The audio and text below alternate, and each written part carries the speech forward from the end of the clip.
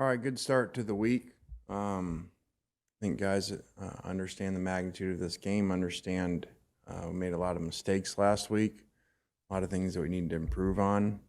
Like I mentioned, going into, you know, an extremely hard place to play against an ultra talented football team. So we got a lot of work ahead of us. It was good. We looked a little in better health out there today. It's good to see Trey out there and Priestcorn out there. So I'm sure Jackson feels good about that. Lane, they've shown three different quarterbacks first 2 weeks. Just in terms of preparing, how do you kind of prepare your defense for who they might see this weekend? Yeah, that's a unique challenge, one that I don't think you ever face normally because usually it's two, not three, and then whether they go back. And so, that's challenging because obviously one of the three are very different than the other two. So, but got to be ready for whoever plays, and we got to work on ourselves first, which is we got to play a lot better on defense because we did not play very good Saturday. A lot's been made of the quarterback situation, but they also have a new offensive coordinator in Tommy Rees. Outside of quarterback, does the offense itself look different than it has in recent years? A little bit. I think that that's a little hard to say just because they're trying to figure out the quarterback, and anytime you're trying to do that and with different quarterbacks, that's a work in progress. So I'm sure they'll work it out. And every previous games don't mean anything year to year, week to week. You see that in college football all the time. So I say, like in the NFL, teams play each other twice, and the same team doesn't win every time twice. So every week's different, and just because these guys struggled a little bit, down in non-conference type of game they're not used to playing, and some weather issues means nothing about playing SEC, the way that they play in the SEC at home. Lane, obviously, it's been well documented ever since you arrived here, just how appreciative you've been for working underneath Nick Saban and, helping you kind of get to where you are today. Just going into your fourth year, I mean, is that appreciation just grown and grown as time has gotten on? Is it something that you still think about to this day? Yeah, it is. I think that sometimes with time, those things happen, that you continue to be appreciative for the opportunity that he gave, but not just that. People give people opportunities all the time, but the things that I learned from him defensively, things I learned from him organizationally, discipline.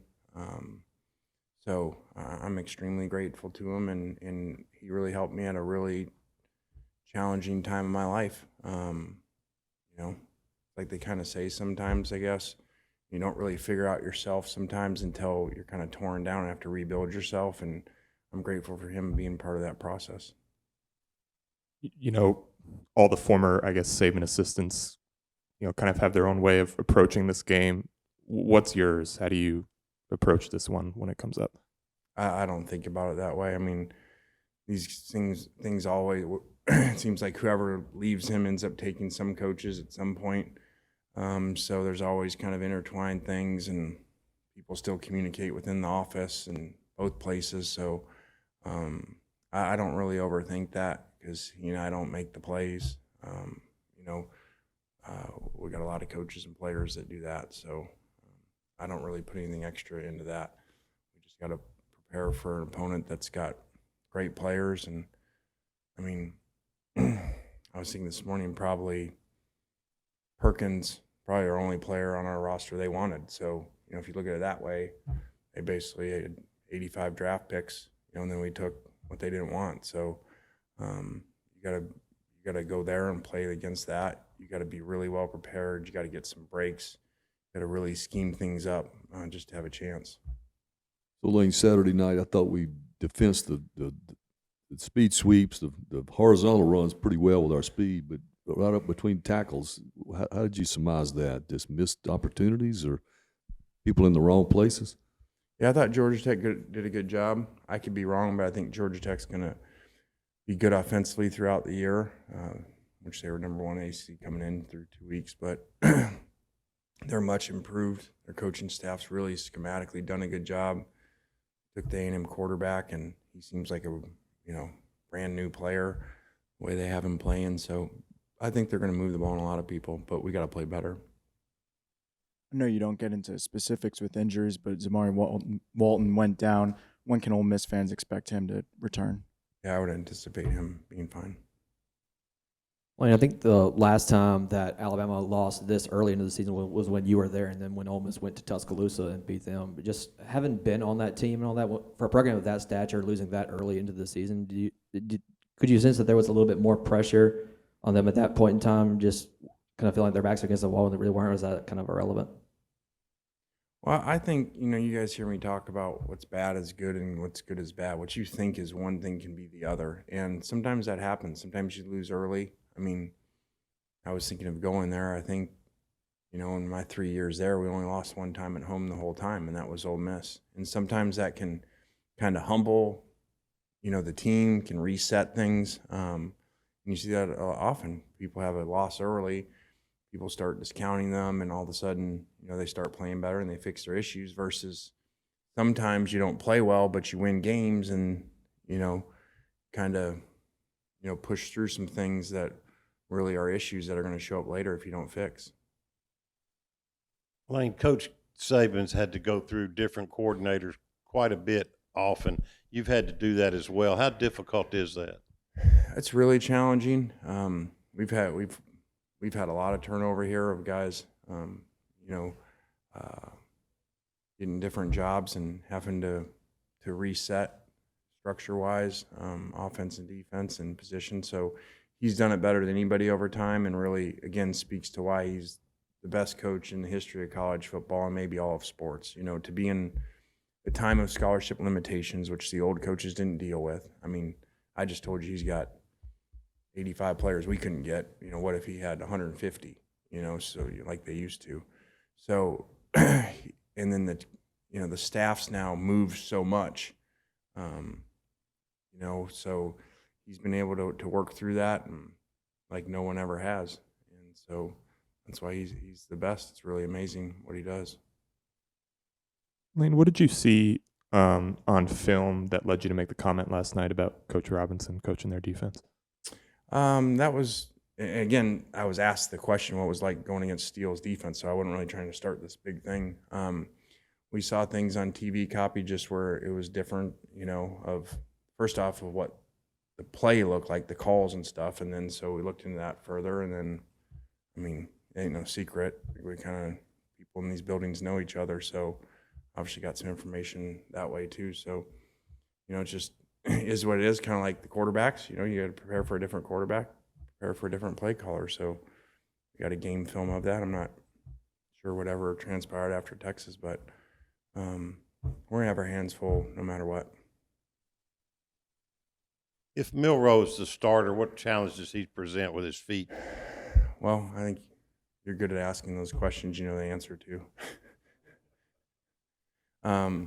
He's hard to catch, hard to tackle, hard to bring down, can run physical too. So he's a big challenge, as you saw early in the season. A little bit off topic, but I'm sure you're aware of what your walk-on quarterback, Braden Waterman's going through with cancer treatments and whatnot and all that. What can you say about the support that he's received up to this point? Has it been any surprise to see the players respond the way they have to that? Yeah, there's things like that give you perspective, and all this, you win this game, or all the things that matchups and all the attention on that, which we all get, why football and SEC football is so followed and important. And those things, when they happen, and for, a kid to go through a third time of this at his age, just as unspeakable, and he's such an awesome kid. I mean, his energy, his positivity, he shows back up here after doing chemo, and I mean, he's just so cool. And I just love being around him, and talk to our players about when they're down about they don't have enough plays, and they didn't carry the ball enough or catch the ball enough. Look what he's going through and fighting through, and still here positive. So he's awesome. I really do love him. I didn't know if you had a favorite. I know you had mentioned the Western Kentucky deal before, but I didn't know if you had a favorite Nick Saban story in the past. I don't know. We got so much work to do on this game. I don't know. That one's well documented. I just really respect him so much, and I think as you continue to mature, grow, and get older, and as a head coach, you realize how much a head coach has to deal with, even though I'd been one before, and all the issues with players and coaches, and then, to be at the top as long as he was and see how consistent he was. And we'd have games, we'd blow people out. And that's him. I mean, Western Kentucky, we're blowing him out, and he's losing his mind on me like, we're losing to Auburn or something. So that's him. And that's why he's so good, because he's so consistent. You guys are playing Alabama last year, you guys had a bit of a skid at the end of the season with getting a lead on some teams and losing the game towards the end, and with Alabama being one of those teams and having to play them this week. Have you brought it up with your team at all about, hey, let's make sure let's finish this game, because this is one of those games that y'all weren't able to finish last season? Is that just something that's been brought up in the locker room at all? No, we haven't gotten to that. We're just in day one, and we got a lot of work to do, and maybe later in the week. But I think it's well documented. We had the ball and chance to go in and win the game against them, and didn't finish in the red zone. So, but again, that has nothing to do with this year. And now we got to go to their place, which is always extremely hard for everybody. All right, thanks. Thanks, guys. Appreciate it.